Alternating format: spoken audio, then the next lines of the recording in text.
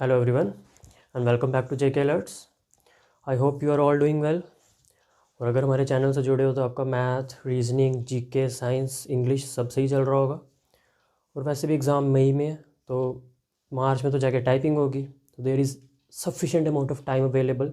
हम अगर धीरे धीरे भी लगे रहें तो कोई नहीं रोक सकता हमें एग्ज़ाम क्रैक करने से।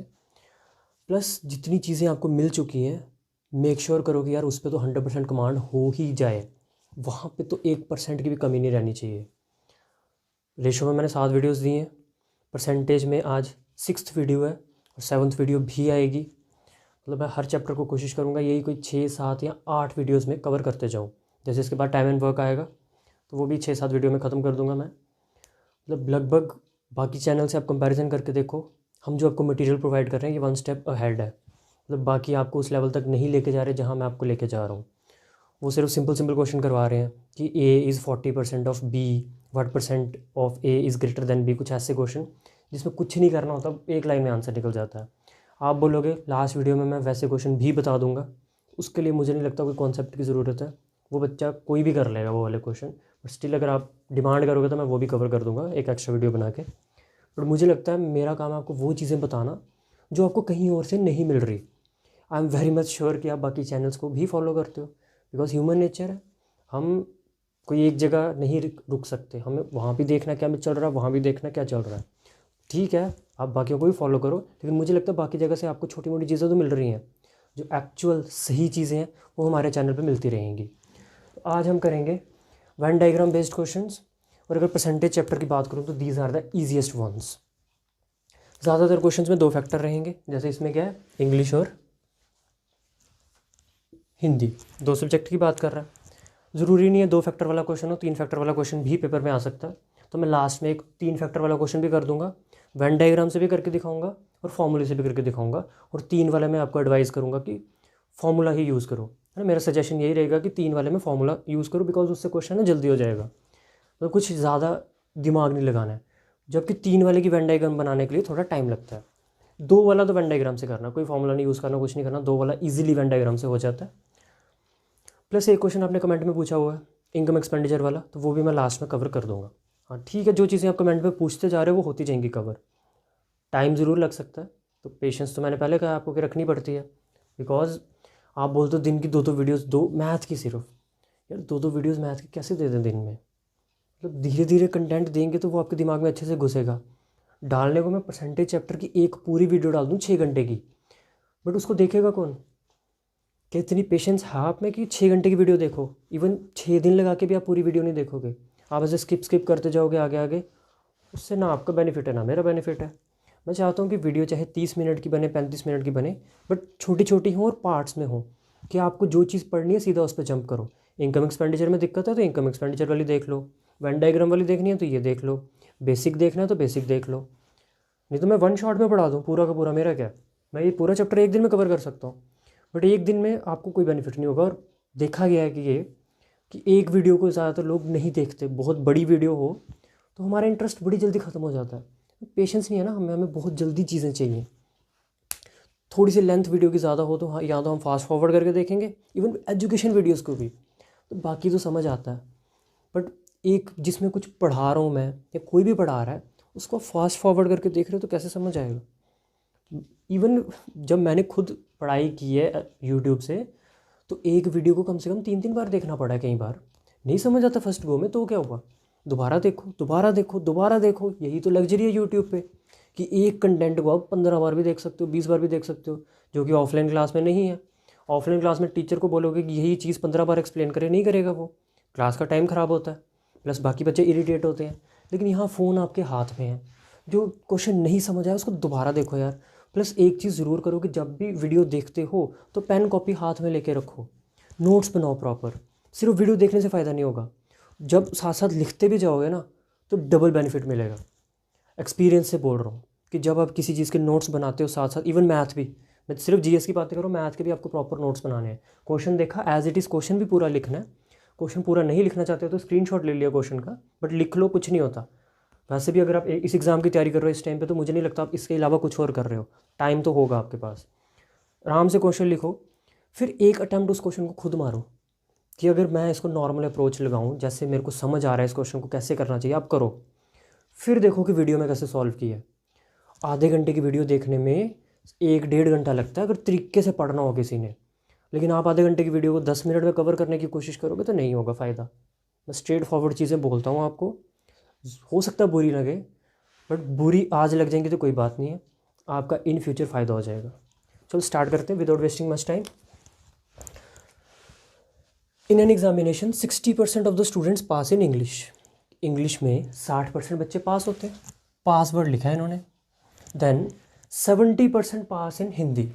हिंदी में 70% बच्चे पास होते हैं और 40% बच्चे पास होते हैं दोनों में। बोथ मीन्स दोनों में, इंग्लिश में भी और हिंदी में। तो पूछा what percent of students fail in both English and Hindi. हमें फेल वाला बताना है। जब भी वेन डायग्राम बेस्ड क्वेश्चन हो तो हमेशा देखना है कि बोथ में क्या फैक्टर दिया है। अगर बोथ में पास दिया है तो क्वेश्चन पास के बेसिस पे बनेगा, बोथ में अगर फेल दिया होता तो क्वेश्चन फेल के बेसिस पे बनता। पहले दो में क्या दिया फ़र्क नहीं पड़ता, मतलब ये चीज़ें क्या है, इस पे क्वेश्चन नहीं डिपेंड करता। क्वेश्चन डिपेंड करता है कि बोथ में आपको क्या चीज़ गिवन है। तो बोथ में बोला 40% बच्चे पास हुए हैं तो क्वेश्चन पास पे बनेगा।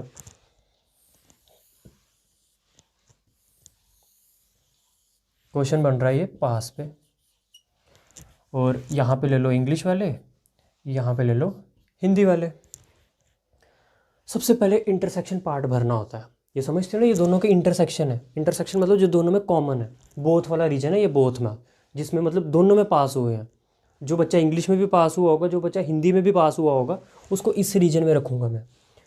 तो बोथ में कितने हैं 40%, तो यहाँ पे 40 रखना है। हमेशा बोथ से स्टार्ट करना है। चाहे 3 वाला क्वेश्चन भी आ जाएगा ना तो उसमें 3 वाला सबसे पहले भरेंगे, 3 की इंटरसेक्शन सबसे पहले भरेंगे, फिर 2 पे आएंगे, फिर 1 पे आएंगे। तो यहाँ तो सबसे पहले 2 वाला भरना है, अब 1-1 वाले भरने हैं। तो 40% दोनों में पास हो रहे थे, 40% यहाँ लिख दिया। अब इंग्लिश में देखो कितने पूरे करने हैं 60। इंग्लिश में 60% बच्चा पास कराना है। इंग्लिश में 40 तो यहाँ फिल हो चुका है, ये पूरा का पूरा 60 बनना चाहिए। तो अगर 40 यहाँ आ चुका है तो कितने की कमी है 20 की। क्या 40 और 20 मिलकर 60 बना देंगे? बिल्कुल बना देंगे। इंग्लिश का 60 पूरा हो गया। हिंदी में कितने परसेंट बच्चा पास कराना है 70%, 70। तो 40 तो यहाँ दिख रहा है, अब सिर्फ हिंदी को देखो। 40 तो यहाँ दिख रहा है, 70 करने के लिए कितनी की रिक्वायरमेंट है 30 की। तो इन तीनों को ऐड करोगे तो ये वो स्टूडेंट हैं जो पास हुए हैं। ये भी पास हुए हैं, ये भी पास हुए हैं और ये भी पास हुए हैं। और टोटल बच्चे हमेशा 100% होते हैं। टोटल आगे आ जाएंगे 100%। आपको निकालने हैं फेल वाले। अगर मैं 100% में से पास वाले निकाल दूंगा तो फेल वाले तो बचेंगे। तो मुझे देखना पास वाले कितने हैं। पास वाले हैं आपके 40 और 20 60, 60 और 30 90। 90% बच्चा पास हुआ है। तो 100 में से 90 माइनस किए तो 10% बच्चा फेल हुआ है। यही तो पूछा था। कुछ नहीं करना होता इन क्वेश्चंस में। सबसे पहले इंटरसेक्शन पार्ट फिल करो, और इंटरसेक्शन पार्ट दिया होता है क्वेश्चन में, बोथ वाला फैक्टर दिया होता है। 40% भर दिया यहाँ पे। एक ऐसा क्वेश्चन रहेगा जिसमें बोथ वाला फैक्टर नहीं दिया होगा, वो भी बताऊंगा कैसे फिल करते हैं। मैं हर चीज़ कवर कर लूँगा इस वीडियो में। वेन डायग्राम से रिलेटेड जैसा क्वेश्चन बन सकता है बड़े से बड़े लेवल का, वो इस वीडियो में कवर हो जाएगा। 40 फिल कर दिया।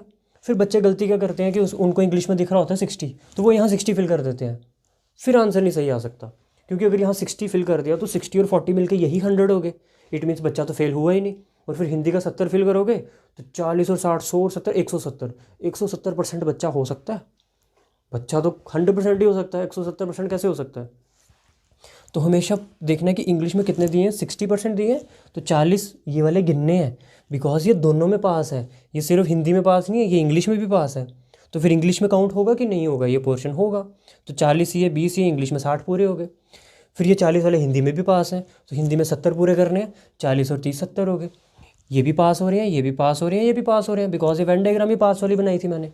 तो तीनों पास हो रहे हैं, मीन्स 90% बच्चा पास हो रहा है। टोटल बच्चा 100% होता है। अगर उसमें 90% माइनस करोगे तो 10% बच्चा फेल हो रहा होगा। Let's move on to next question. Again हम देखेंगे इस क्वेश्चन में कि बोथ में क्या फैक्टर दिया है। तो बोथ में दिया है फेल वाला। हमेशा क्वेश्चन में सबसे पहले देखना है बोथ में क्या चीज़ दी है, पास दिया कि फेल दिया। जो चीज़ बोथ में दी होगी वो मैटर करती है हमारे लिए। पहले दो में क्या दिया हो उससे फ़र्क नहीं पड़ता।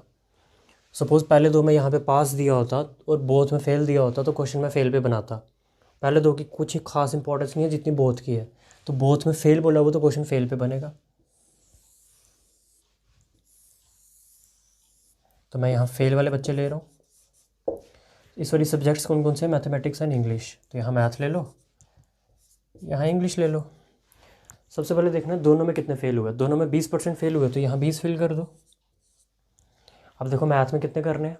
मैथ में करना है 34% बच्चा फेल करना है मैथ में। 20 तो हो चुका है, 14 और कर दो, 34 पूरा हो जाएगा।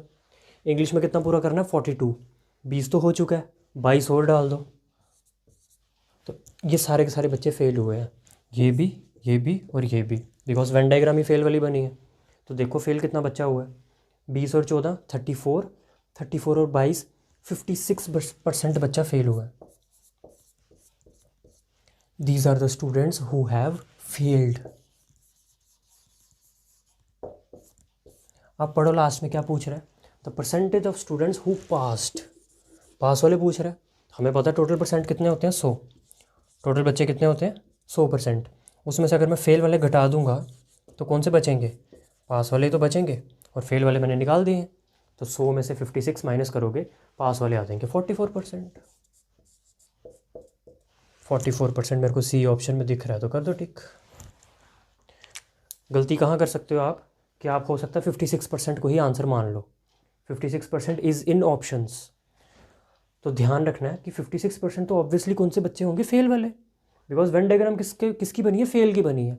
तो वेन डायग्राम जिसकी बनी होती है तो इन सभी को जोड़ के वही निकलता है, फेल वाले ही निकलेंगे।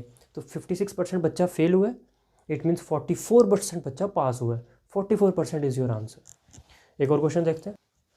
अब मैंने इसमें ऐसा लिया है कि बोथ में फैक्टर जो है दूसरा होगा और ऊपर वाले फैक्टर दूसरे होंगे, मतलब यहाँ ध्यान रखना है। In a group of students 70% can speak English, बोल सकते हैं। 65% कैन स्पीक हिंदी, 65% बंदे भी बोल सकते हैं।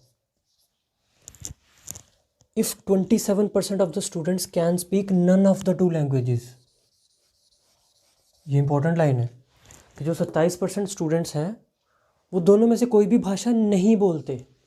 नन का मतलब क्या होता है? नहीं बोलते दोनों में से कोई भी भाषा। तो बोथ में कौन सा फैक्टर दिया है जिसमें वो लैंग्वेजेस नहीं बोल रहे? तो नहीं वाला क्वेश्चन बनेगा ये, मतलब मैं नॉट स्पीक पे बनाऊंगा, कैन नॉट स्पीक। बस यही ध्यान रखना होता है कि क्वेश्चन किस पे बनेगा। तो यहाँ पे जो दूसरी लाइन में फैक्टर दिया वो दिया लैंग्वेजेस जो नहीं बोलते, तो क्वेश्चन बनेगा नहीं बोलते पे।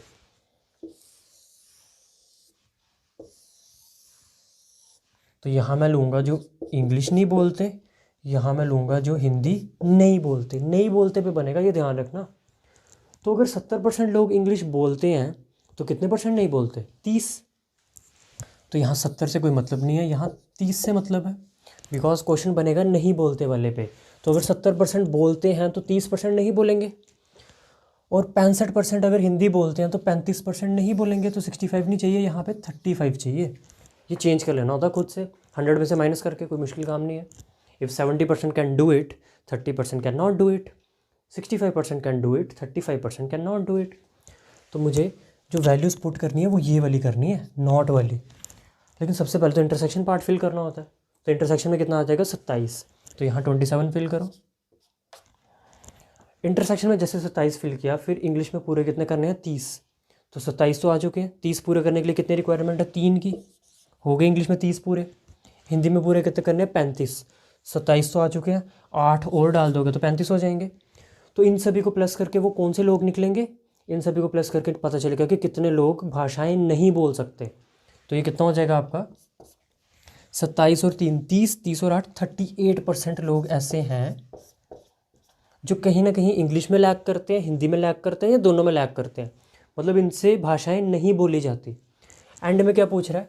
What percent of the group can speak both the languages. हमें वो निकालना है जो दोनों बोल सकते हैं। तो बस 100 में से माइनस कर दो इसको, बिकॉज टोटल लोग तो 100% होते हैं। और अगर उसमें 38% ऐसे लोग हैं जिनसे यहाँ तो हिंदी नहीं बोली जाती, यहाँ तो इंग्लिश नहीं बोली जाती, या दोनों ही नहीं बोली जाती, तो अगर ऐसे लोग इसमें से माइनस कर दिए जाएँ तो पीछे जो 62% बचेंगे वो तो दोनों लैंग्वेजेस के मास्टर्स होंगे, बिकॉज वो तो किसी में लैक नहीं करेंगे ना। ये आ गए जो इंग्लिश नहीं बोल पा रहे, ये आ गए जो हिंदी नहीं बोल पा रहे, ये आ गए जिनसे ना इंग्लिश बोली जा रही है ना हिंदी बोली जा रही है। तो अगर मैं इन लोगों को गिनूँ ही ना, ये 38% लोग किसी गिनती में ही ना आए, तो बचे हुए 62% लोग तो ऐसे होंगे ना जो किसी लैंग्वेज में लैक नहीं करते, दोनों अच्छे से बोलते हैं। तो 62% इज़ योर आंसर। आंसर 38% भी दिया था ऑप्शन में, तो यू मस्ट नो कि ये 38% क्या निकला है। 38% निकला है जिनसे नहीं बोली जाती भाषाएं। बस वेन डायग्राम में यही ध्यान रखना होता है कि वेन डायग्राम लगा किस पे रहे हो। नॉट वाले पे बना लगा रहे हो तो नॉट वाला रिजल्ट आएगा, लेकिन फिर एंड में देखो एंड में क्या पूछा है, एंड में क्या पूछा है वो एंड में मैटर करता है। वेन डायग्राम शुरू किस बेसिस पे कर रहा हूँ मैं, बोथ वाला फैक्टर देख के। मैं देख रहा हूँ कि बोथ में क्या चीज़ दी है, जो चीज़ बोथ में दी है वही बनानी है वेन डायग्राम में।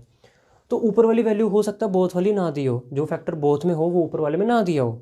जैसे बोथ में बोल रहा था जो लैंग्वेजेस नहीं बोल सकते, लेकिन ऊपर दे दिया सही इंग्लिश कितने % लोग बोल सकते हैं, तो हमने उसको नहीं में कन्वर्ट कर लिया कि अगर 70% लोग बोल सकते हैं तो 30% नहीं बोल सकते, अगर 65% लोग हिंदी बोल सकते हैं तो 35% नहीं बोल सकते। पूरा क्वेश्चन नहीं में बनाया बिकॉज बोथ में नहीं वाला फैक्टर था। जब क्वेश्चन बन गया तो ये जो 38% लोग आए ये वो लोग आए जिनसे लैंग्वेजेस नहीं बोली जाती। फिर देखो एंड में क्या पूछा है, मतलब जो पूछा है वो एंड में मैटर करता है, स्टार्टिंग में नहीं। पूछा है कि कौन से लोग हैं जो दोनों लैंग्वेजेस बोल सकते हैं, तो 38% हटा दो, बचे जो 62% वो दोनों लैंग्वेज बोल सकते हैं। हल्का सा लेवल क्वेश्चन का और बढ़ाया मैंने। लेवल बढ़ाने का मतलब कुछ एक्स्ट्रा चीज़ें भी आप क्वेश्चन में पूछेगा। क्वेश्चन पढ़ लेते हैं एक बार। 80% पास होते हैं किस में, मैथ्स में, और 70% पास होते हैं इंग्लिश में। लेकिन यहाँ से डिसाइड नहीं कर लेना कि वेन डायग्राम पास पे बनेगी, वो डिसाइड करना बोथ से। 10% बच्चे फेल होते हैं बोथ में, तो बोथ में क्या हो रहा है, फेल। तो आगे वाला क्वेश्चन बाद में पढ़ेंगे, पहले पता चल गया वेन डायग्राम किसके बेसिस पे बनेगी, फेल के बेसिस पे। तो मैं फेल वाले बच्चे बता दूंगा कितने हैं। यहाँ ले लो मैथ वाले, यहाँ ले लो इंग्लिश वाले। तो मैथ में अगर 80% बच्चा पास हो रहा है तो फेल कितना हो रहा है, 20। और इंग्लिश में अगर 70% बच्चा पास हो रहा है तो फेल कितना हो रहा है, 30।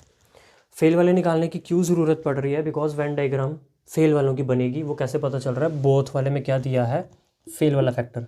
तो क्वेश्चन फेल पे बनेगा, तो मुझे मैथ और इंग्लिश वाले फेलियर्स डालने इस डायग्राम में। लेकिन सबसे पहले इंटरसेक्शन पार्ट। तो इंटरसेक्शन में कितना आ जाएगा आपका, 10% बच्चे तो हैं ऐसे जो दोनों जगह फेल हो रहे हैं, तो यहाँ 10 फिल कर दो। अब देखो मैथ में कितने फेल कराने हैं, मैथ में कराने 20%, तो 10 तो हो चुके हैं, 10 और कर दो, तो मैथ के 20 पूरे हो जाएंगे। इंग्लिश में करवाने हैं 30, 10 तो आ चुके हैं, 20 और कर दो। तो इन सभी को जोड़ के कौन से बच्चे निकलेंगे, जो कहीं ना कहीं फेल हुए हैं, या तो मैथ में, या तो इंग्लिश में, या तो दोनों में। तो इन सभी को जब आप ऐड करोगे यू विल गेट 40। तो ये जो 40% बच्चा है ये फेल हुआ है। 20, 10, 30 और 10, 40। अगर 40% बच्चा फेल हुआ है तो पास कितने % हुआ है, 60।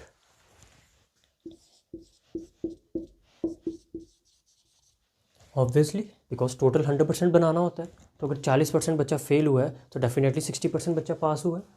लेकिन मुझे बोला है कि 60% नहीं हुआ, 144 बच्चे पास हुए हैं दोनों सब्जेक्ट्स में। मुझे 144 एग्जैक्ट नंबर दिया हुआ है कि 144 बच्चे पास हुए हैं दोनों सब्जेक्ट्स में, तो बताओ टोटल बच्चे कितने थे।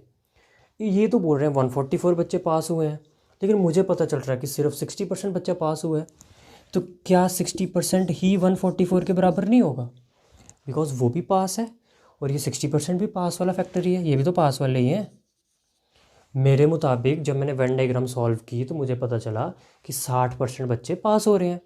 फिर मैंने क्वेश्चन में नज़र मारी तो पता चला 144 बच्चे पास हो रहे हैं। तो क्या 60% ही 144 के बराबर नहीं होगा, डेफिनेटली होगा। और मेरे से टोटल नंबर ऑफ़ स्टूडेंट्स पूछ रहे हैं, टोटल नंबर ऑफ़ स्टूडेंट्स हमेशा 100% होते हैं, तो मतलब मुझे 100% की वैल्यू पता करनी है। मेरे पास है कितने % की वैल्यू, 60% की। तो दोनों तरफ काटना शुरू करते हैं, मैं 6 के टेबल से काट रहा हूँ। 6 10 ज़ा, 6 2 ज़ा 12, 14 में से 12 के 2, 24, 4 ज़ा 10% की वैल्यू आ गई 24%। तो रहेगा साथ में, परसेंट नहीं कटा अभी। 6 10 ज़ा 60, 6 24 ज़ा 144। 10% की वैल्यू पता चल गई 24। मुझे 10 की नहीं पता करनी, 100 की करनी है। तो कुछ नहीं करना है, एक एक ज़ीरो चिपका दो। 240 बच्चे हैं टोटल। कुछ नहीं करना, वेन डायग्राम बना ली, वेन डायग्राम में पता चल गया फेल वाले पता चल गए, तो पास वाले भी तो पता चल ही जाएंगे। 40% बच्चा फेल हुआ है तो 60% बच्चा पास हुआ है, लिख दिया 60%। क्वेश्चन बोल रहा है 144 बच्चा पास हुआ है, तो 60% को 144 के बराबर लिखा, बराबर ही लिखना पड़ेगा। तो 10% की वैल्यू आ गई 24। 10% की वैल्यू आ गई हो तो 100 की निकालनी हो तो क्या करोगे, 10 से मल्टीप्लाई करोगे। 10 से मल्टीप्लाई करने से कोई ज़्यादा फर्क नहीं पड़ता, एक ज़ीरो लग जाता है। आपको कोई बोले 9 को 10 से मल्टीप्लाई करो तो 90 ही तो बनेगा। कहने का मतलब 9 को सिर्फ एक ज़ीरो ही तो लगेगा। 10 से मल्टीप्लाई करने पे और क्या चेंज आती है, ज़ीरो ही लगता है एक। तो मैंने वो ज़ीरो ज़ीरो दोनों तरफ लगा दिया, बिकॉज 10 का 100 बनाना है ना, 10 का 100 कैसे बनता है, एक ज़ीरो लगा के। तो अगर इधर 10 से मल्टीप्लाई किया तो इधर भी करना पड़ेगा, 24 × 10 240। एक और क्वेश्चन ऐसे ही कर लेते हैं फिर से, क्योंकि ऐसा क्वेश्चन पेपर में आने की पॉसिबिलिटी है। मैंने सेम क्वेश्चन लिया, जस्ट वैल्यूज़ चेंज किए हैं। तो देखते हैं, 70% पास हुए हैं इंग्लिश में, 65% पास हुए हैं मैथ्स में। लेकिन अभी नहीं पता कि वेन डायग्राम किस बेसिस पे बनेगी, क्योंकि मैंने कहा बोथ वाला फैक्टर डिसाइड करता है। और 27% फेल हुए हैं दोनों में, तो वेन डायग्राम किस पे बनेगी, फेल पे।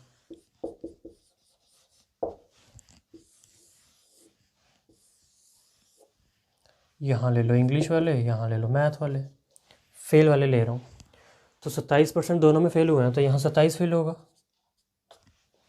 27 जब यहाँ फेल हो गया, अब इंग्लिश वाले फेलियर पता करने हैं।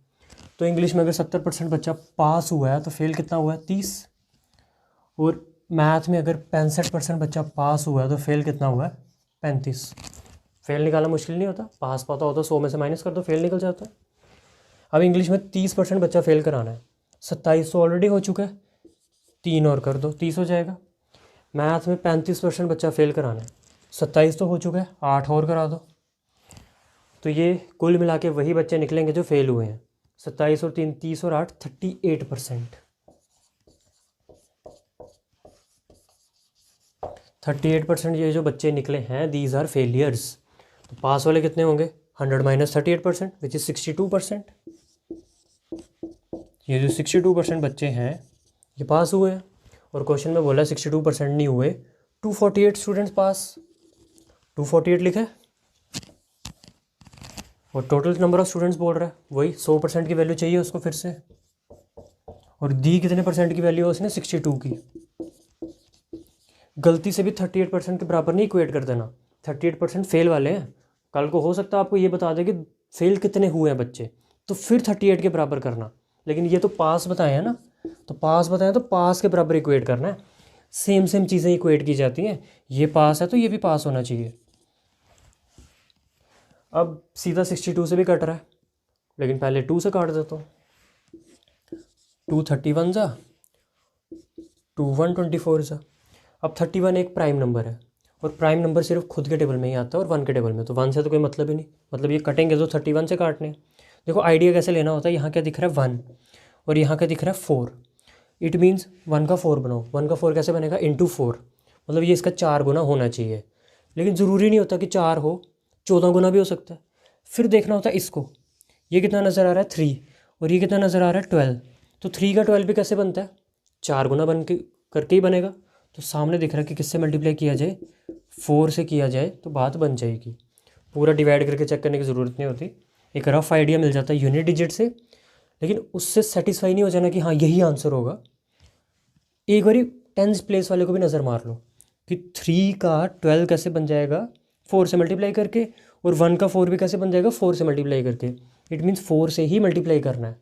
तो जब पता चल गया कि 31 को 4 से मल्टीप्लाई करने पे बात बनेगी, तो 31 1 जा, 31 4 जा। अगर मेरे को काटना पड़े दोनों को तो फिर 4 से ही तो कटेगा, बिकॉज 4 से मल्टीप्लाई करके तो ये चीज़ अचीव कर पा रहा हूँ मैं। 31 से 124 बना पा रहा हूँ 4 से मल्टीप्लाई करके। तो कल को मेरे को काटना पड़े दोनों को तो मैं बोलूँगा 31 1 जा, 31 4 जा। कहने का मतलब 1% की वैल्यू आ गई 4। मुझे 1% की नहीं चाहिए, 100% की चाहिए, तो 2 2 0 चिपका दो। इट मीन्स टोटल बच्चा कितना है, 400।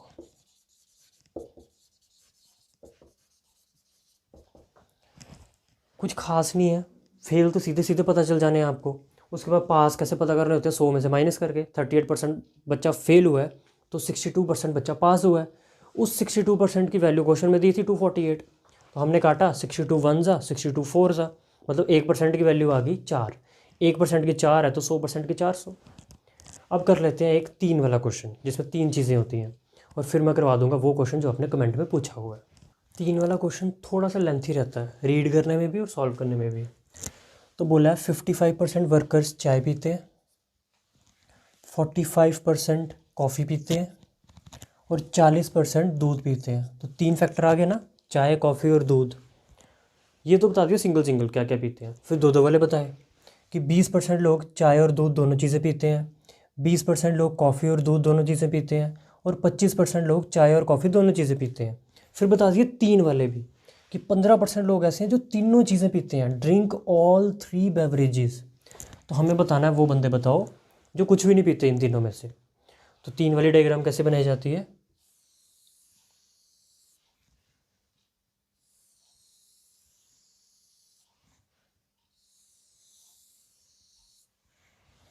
मतलब कि तीनों के इंटरसेक्शन में भी कुछ रखना है। ये पोर्शन देखो तीनों में आ रहा है, ये फर्स्ट सर्कल में भी आ रहा है, ये सेकंड सर्कल में भी आ रहा है और ये थर्ड सर्कल में भी आ रहा है, ये वाला पोर्शन।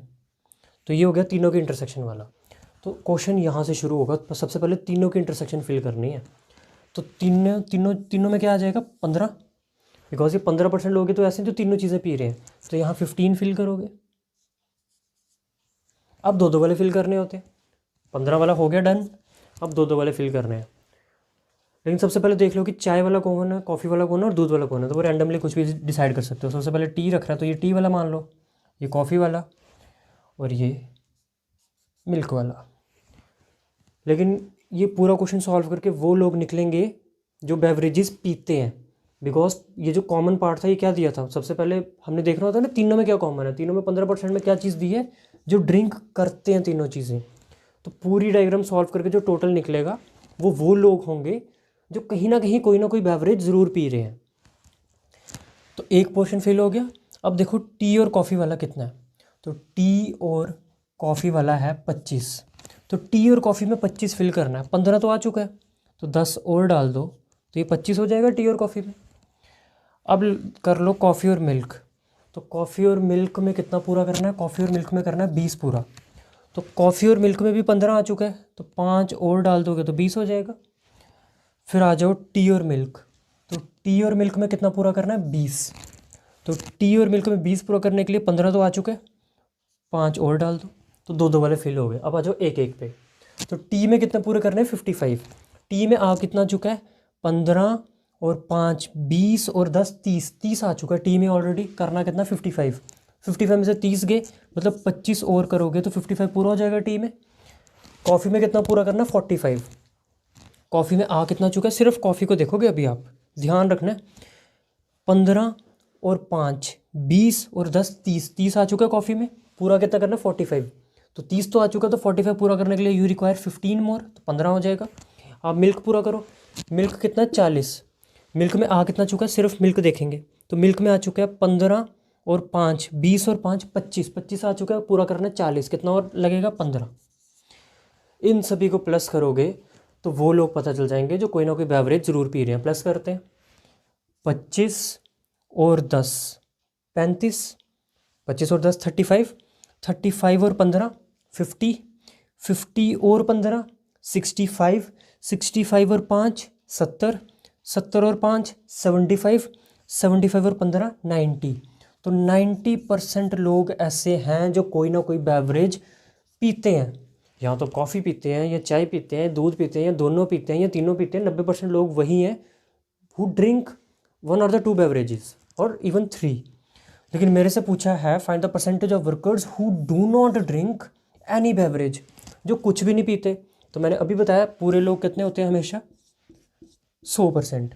और अगर 100% में से ये 90% लोग निकाल दिए जाएं तो जो पीछे 10% बचेंगे वो लोग होंगे जो कुछ नहीं पीते। 10% इस क्वेश्चन का आंसर है। बट आपने देखा ये डायग्राम कितनी कंफ्यूजिंग हो जाती है, मतलब कहाँ कितना फिल करना थोड़ा सोचना पड़ता है। हमें पेपर में ऐसे मेथड्स यूज़ करने हैं जहाँ दिमाग ना लगे, रटे रटाए मेथड होने चाहिए हमारे पास। तो मैं आपको सजेस्ट करूँगा कि इसमें वेन डायग्राम ना बनाओ। अब वो वाला मेथड बताता हूँ जो आपको लगाना चाहिए। तो सीधा फॉर्मूला उससे करके दिखाता हूँ। आंसर याद रखना 10% आया था। अब देखते हैं इस क्वेश्चन को करने का सही मेथड, बिकॉज वेन डायग्राम इस क्वेश्चन को करने के लिए सूटेबल मेथड नहीं है, फॉर्मूले से करना ज़्यादा बेटर रहता है। तो जिन्होंने 11th-12th में सेट थ्योरी पढ़ी है तो उनको तो वो फॉर्मूला याद होगा, बाकियों को बता देता हूँ क्या करना है। N of A union B union C is equal to N of A plus N of B plus N of C minus N of A intersection B minus N of B intersection C minus N of A intersection C plus N of A intersection B intersection C. Notations को छोड़ो, आप समझने वाली बात क्या है कि single single वाले प्लस होंगे। सिंगल सिंगल वाले मतलब चाय, कॉफ़ी और दूध, ये तीनों क्या करने हैं प्लस, ये तीनों सीधे सीधे, ज़्यादा दिमाग नहीं लगाना आपको कि इसका मतलब क्या है। यहाँ तो अगर सेट थ्योरी में डेप्थ में जाना हो तो ये होता है number of elements in A, number of elements in B, वहाँ मत जाओ। आप परसेंटेज से भी डील कर रहे हो तो ये फॉर्मूला स्टिल वैलिड है। तो सिंगल सिंगल वाले तीनों को प्लस करोगे, फिर ए इंटरसेक्शन बी का मतलब होता है इंटरसेक्शन होते हैं एंड, इंटरसेक्शन मीन्स एंड, ऐसे समझो दोनों, ए और बी दोनों, ए और बी दोनों मतलब चाय और कॉफ़ी दोनों, तो चाय और कॉफ़ी दोनों वाले कितने हैं 25, तो यहाँ 25 आ जाएगा। फिर बी इंटरसेक्शन सी मतलब कॉफ़ी और दूध, वहाँ पे चाय और दूध, मतलब ऐसे मतलब दो दो वाले जितने भी हैं वो क्या करना है माइनस, ये भी माइनस, ये भी माइनस और ये भी माइनस। तो हम क्वेश्चन में कुछ नहीं करेंगे, सिंगल सिंगल वाले तीनों को प्लस करेंगे, उन तीनों को माइनस करेंगे और फाइनली जो तीन में कॉमन होगा उसको क्या कर देंगे जोड़ देंगे। फॉर्मूला याद करना आसान है। ए बी सी जो सिंगल सिंगल वाले होंगे, A B C can be anything, वो सब्जेक्ट्स हो सकते हैं, वो ड्रिंक्स हो सकती हैं, वो कलर्स हो सकते हैं। ऐसा बोल सकते हैं ना कि ए को रेड कलर पसंद है, मतलब 15% लोगों को रेड कलर पसंद है, 16% लोगों को येलो पसंद है, 25% को ब्राउन पसंद है। फिर क्वेश्चन तो कई तरीके से बना सकता है वो, लेकिन आपको सिर्फ फैक्टर काउंट करने हैं। वो फिर बेवरेज वाला क्वेश्चन हो, कलर वाला हो, कुछ भी हो, स्पोर्ट्स वाला हो सकता है कि इतनों को क्रिकेट पसंद है, इतनों को फुटबॉल, इतनों को hockey. Question can be anything, बस आपको मेथड आना चाहिए। सिंगल सिंगल वाले प्लस, डबल डबल वाले माइनस और ट्रिपल वाला फिर प्लस, बस अब वैल्यूज़ लगानी है। तो वैल्यूज़ लगाने में क्या है, एन ऑफ ए मतलब टी वाले कितने 55, तो यहाँ 55 लगा दो। एन ऑफ बी मतलब कॉफ़ी वाले 45 लगा दूंगा यहाँ पे मैं, और तीसरे में मिल्क वाले कितने 40, तो यहाँ 40 लगा दूंगा। यहाँ पे सीधी सीधी वैल्यू लगानी है बिना कुछ सोचे समझे। 55 प्लस 45 प्लस 40। अब ये तीनों में माइनस में कौन सी वैल्यूज़ लगानी है, दो दो वाली, तो सीधी वैल्यूज उठा के लगा देनी, कोई दिमाग लगाना ही नहीं है।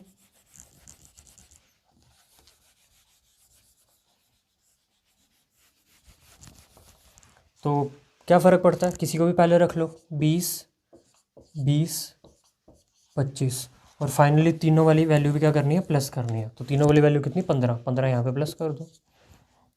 देखो ज़रा कितना बन रहा है, 55 प्लस 45 आपका बन गया 100। ये देखो यहाँ कैंसिल आउट हो रहा है, ये प्लस का 40 है और -20 और -20 कितना हो जाता है -40।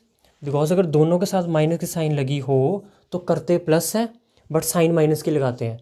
तो 20 और 20 प्लस करके तो 40 बनेंगे बट साइन किसकी रहेगी माइनस की, तो ये बनेगा माइनस का 40, ये पूरा का पूरा आपका माइनस का 40 बनेगा और ये प्लस का 40 है, कैंसिल हो जाएगा। मैं सीधा कर रहा हूँ,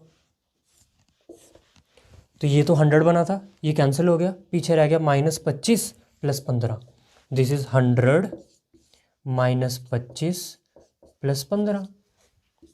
100 में से 25 गए 75, 75 प्लस 15 इज़ 90। तो ये 90% लोग वो हैं जिनको कुछ ना कुछ पसंद है। यूनियन में वो वाले आते हैं जिनको पसंद है, लेकिन हमें क्या पूछा था, who do not like, who do not drink like, एक ही बात है, मतलब जिनको कोई भी बेवरेज पसंद नहीं है। तो अगर 90% लोगों को पसंद है तो 10% लोगों को नहीं होगा। 10% इज़ योर आंसर। ऑप्शन में 90% भी दिया होगा, तो ध्यान रखना कि जो निकला है वो क्या रिप्रेजेंट कर रहा है और जो पूछा है वो क्या है। तो मेरे हिसाब से फॉर्मूला ज़्यादा बेटर रहेगा।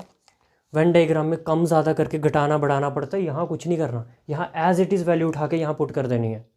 दो वाली माइनस, सिंगल सिंगल वाली प्लस और ट्रिपल वाली भी प्लस, मतलब आराम से क्वेश्चन हो जाएगा बिना किसी प्रॉब्लम के। अब करते हैं जो क्वेश्चन आपने मेरे से पूछा था कमेंट में। अब मैं इस वीडियो में इस टाइप के क्वेश्चन का कॉन्सेप्ट तो नहीं दूंगा बिकॉज मैंने इनकम एक्सपेंडिचर में समझाया हुआ है। मैं जस्ट ये क्वेश्चन सॉल्व करके दे रहा हूँ आपको। हाँ, एक्सप्लेन ज़रूर करूँगा साथ साथ। A man spends 70% of his income. His income increased by 24% and his expenditure also increased by 15%. Find the percentage increase in his savings. तो मैंने कहा था जिस क्वेश्चन में इनकम एक्सपेंडिचर और सेविंग्स की बात हो और चीज़ें परसेंटेज में हो तो वहाँ बॉक्स वाला मेथड लग जाता है। तो फर्स्ट लाइन में पता चल जाता है कि कितने बॉक्स बनाने हैं। बोल रहा है एक बंदा स्पेंड करता है 70% ऑफ हिज इनकम। तो 70% का क्या मतलब होता है? 70% का मतलब होता है 7/10। और नीचे वाली वैल्यू हमेशा इनकम होती है और ऊपर वाली वैल्यू डिपेंड करता है कि ये वर्ड क्या है। ये वर्ड स्पेंड है तो ऊपर वाली वैल्यू एक्सपेंडिचर होगी। ये वर्ड सेव्स होगा तो ऊपर वाली वैल्यू सेविंग होगी। तो यहाँ पता चल गया इनकम अगर 10 डब्बे बनाओगे तो 7 डब्बे एक्सपेंडिचर वाले रखने हैं और बचे हुए 3 डब्बे सेविंग्स वाले। तो 10 बॉक्सेस बना देते हैं।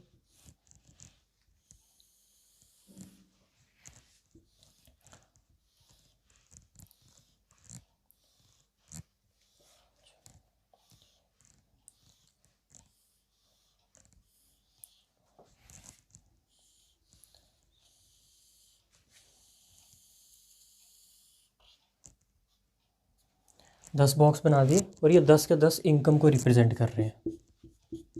हर एक के ऊपर आई डालना ज़रूरी नहीं है बट मैं वीडियो में डाल देता हूँ आपको दिखाने के लिए। आपको पेपर में ये सब नहीं करना होता। All these 10 boxes are representing income. Out of these 10, 7 are representing expenditure.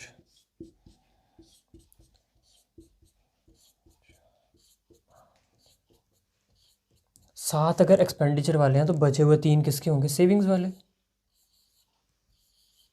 ठीक है, यहाँ तक फर्स्ट लाइन से 70% का जो मतलब था वो मैंने बॉक्स मेथड में समझा दिया।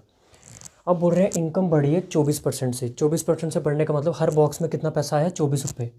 24 रुपये यहाँ आए, 24 यहाँ, 24 आते जाएंगे एंड तक।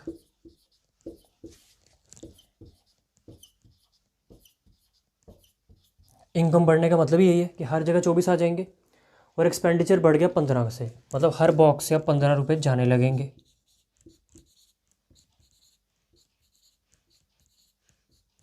सेविंग्स वाले में मत चले जाना। एक्सपेंडिचर वाले 7 बॉक्सेस हैं तो 7 तक ही रहना, यहाँ तक।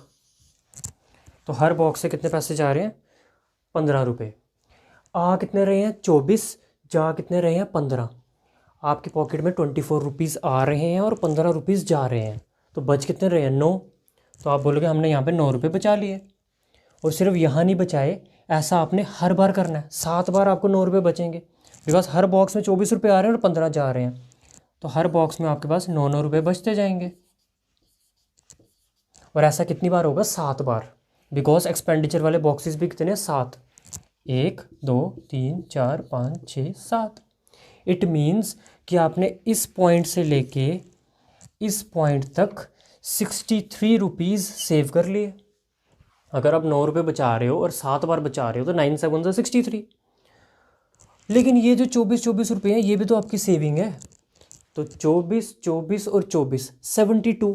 इट मीन्स ये 72 भी आपकी सेविंग्स हैं और ये 63 भी आपकी सेविंग्स हैं। तो आपकी टोटल सेविंग्स कितनी हो जाएंगी? 72 plus 63 which is 135। Your total savings became 135।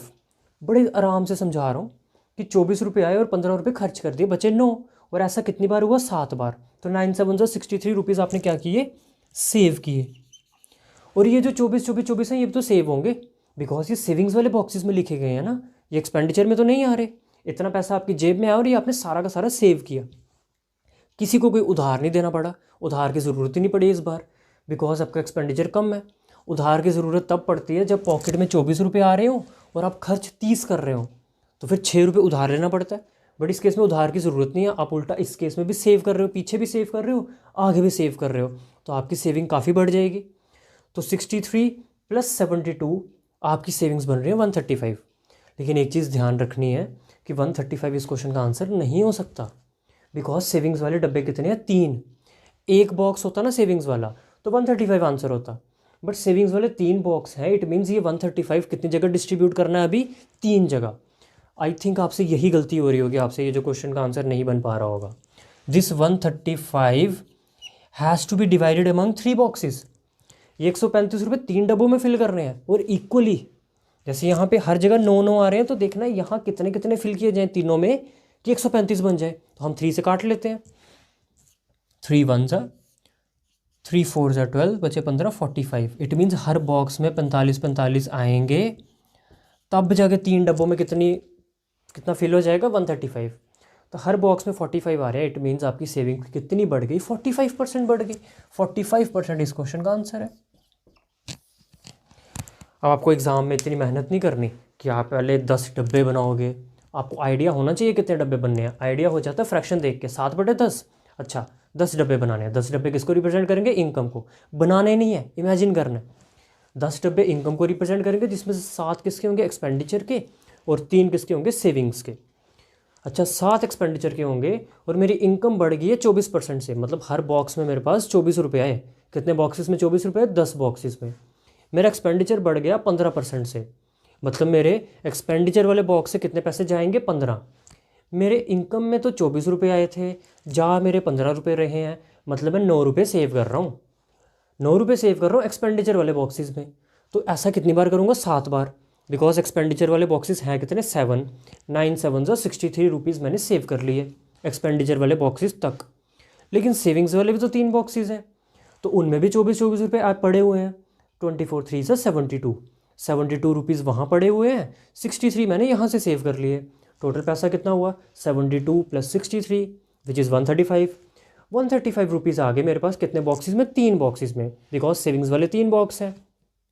तो 135 can not be the answer. अगर सेविंग्स वाला एक ही बॉक्स होता तो 135 आंसर होता, but there are 3 boxes, so I have to distribute this 135 equally among the 3 boxes.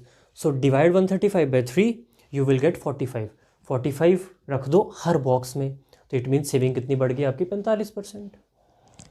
I hope it's clear to you. अगर और भी कोई डाउट हो तो नेक्स्ट वीडियो में ज़रूर पूछें। Till then it's good bye.